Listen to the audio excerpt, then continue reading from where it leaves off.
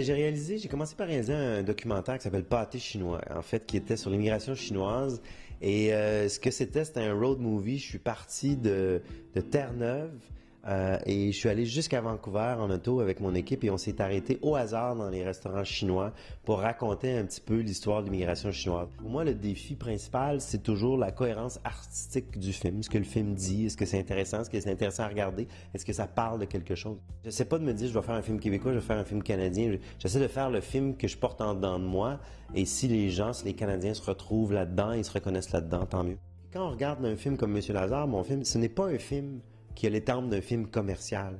Il n'y a pas de vedette dedans, il n'y a pas rien, personne n'a connu, c'est un sujet difficile. Et pourtant, c'est ce film-là qui se rend aux Oscars. C'est pas une grosse comédie populaire, c'est pas un film qui fait 10 millions de dollars au box-office qui se rend aux Oscars, c'est un petit film intimiste. Donc, c'est la preuve qu'il y a une reconnaissance artistique, même à Hollywood, même là où on a inventé le cinéma commercial.